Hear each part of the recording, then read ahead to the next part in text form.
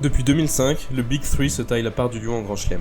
52 victoires sur 61 tournois. Si Murray, Wawrinka, Cilic, Del Potro se sont partagés les miettes, nombreux sont les frustrés d'une génération parfois réduite au statut de sparring partner du triptyque légendaire. Souvent placé, jamais gagnant, le troupeau de candidats au Graal, guidé par Berdych, aurait dû glaner des titres dans une autre époque. Parmi eux, celui qui, jusqu'en 2019, avait le plus grand pourcentage de victoires en Grand Chelem de l'ère Open, parmi les joueurs à n'en avoir jamais remporté un, Jo-Wilfried Tsonga.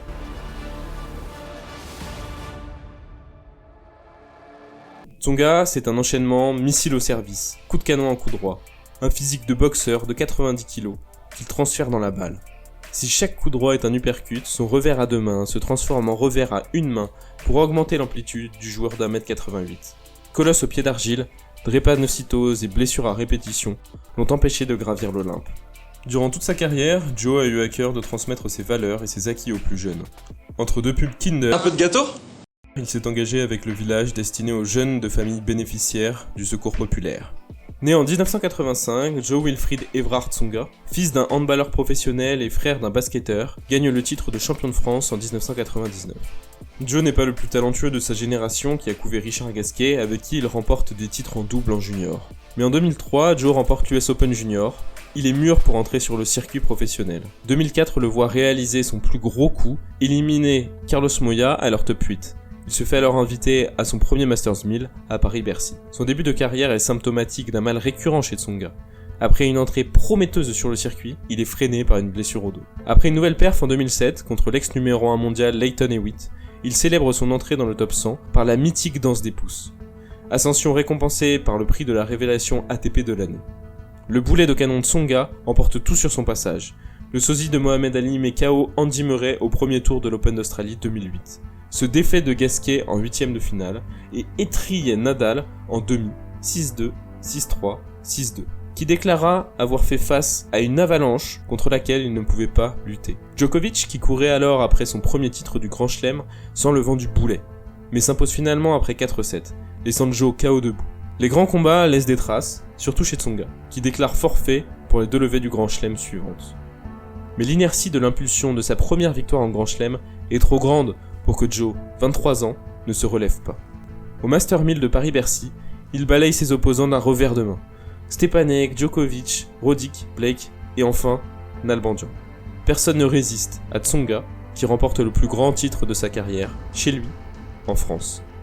Une année 2008 de toutes les premières, Joe atteint son meilleur classement en carrière, 6ème mondial, devient numéro 1 français et participe pour la première fois au Masters de fin d'année. Nouvelle année, nouveau statut, top 10 et un Master 1000 en poche, 2009 doit rimer avec confirmation. Il ne parvient pas à retrouver la finale de l'Open d'Australie, il est stoppé en quart, et malgré une année solide qui le place parmi les principaux outsiders du circuit, il ne concrétise pas et ne gagne pas de titre majeur. Il lance bien sa saison 2010 en écartant Djokovic en quart de finale de l'Open d'Australie, mais bute sur Roger Federer en demi. Mais cette année-là, il est plombé par une blessure à l'abdomen, d'abord qui le fait abandonner à Roland Garros, au genou ensuite, qui entraîne son forfait à l'US Open et une fin de saison prématurée. Il faudra attendre la saison sur gazon 2011 pour voir Tsonga à nouveau briller. Le Queens d'abord, où il se paie le scalp de Nadal en quart, avant de buter sur le king local Andy Murray. Wimbledon ensuite, où c'est une couronne d'une autre envergure qu'il fait trébucher. Toujours en quart, il affronte le maître des lieux, Roger Federer.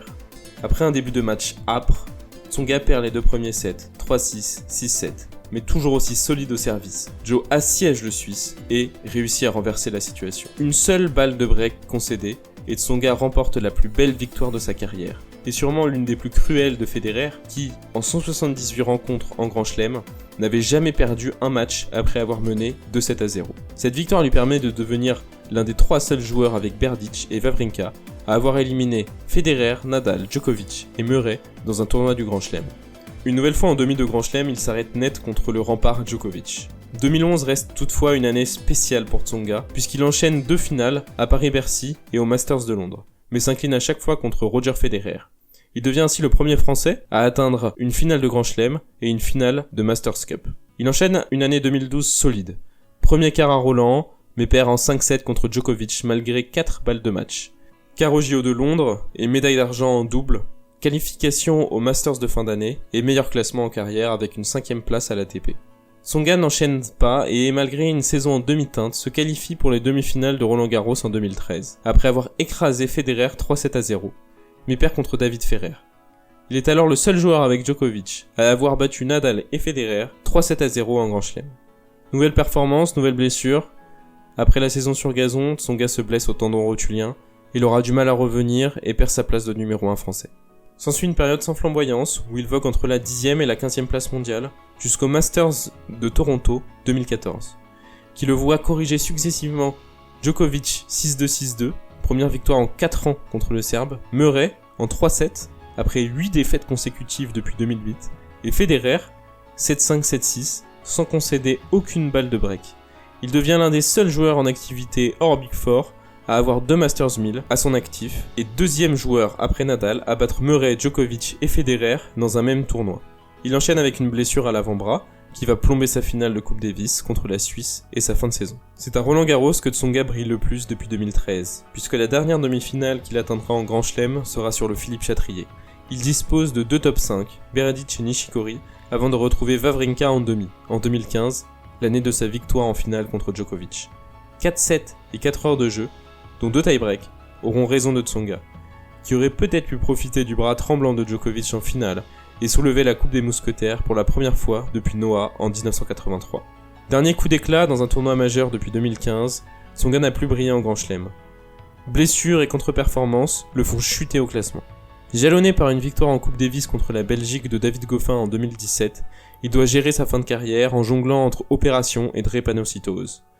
18 titres, 5 quarts de finale à l'Open d'Australie, 4 à Wimbledon, 3 à Roland et à l'US Open, 2 demi-finales à Wimbledon en Australie et sur l'Ocre parisien, seul joueur français à avoir atteint les quarts de finale de chaque tournoi du Grand Chelem, deuxième joueur né entre 1983 et 1994, soit la génération du Big Three, avec le meilleur ratio de victoires sur le Big Three. Tsonga est sûrement l'un des joueurs qui a le plus souffert de la domination du Big Three. Il prépare déjà l'après, qui passera sûrement par une implication poussée dans le rayonnement du tennis français via l'organisation de tournois dans le Sud et de l'éducation de jeunes tennisman en devenir. Tsonga n'a jamais fait mouche, mais semble être le digne héritier des 4 mousquetaires. Joe a toujours su aiguiser sa lame pour tailler ses adversaires. Tennis en acier trempé, physique émoussé, le capitaine d'une génération aux airs de faire valoir aura su transcender les adversaires des 3, un vrai mousquetaire.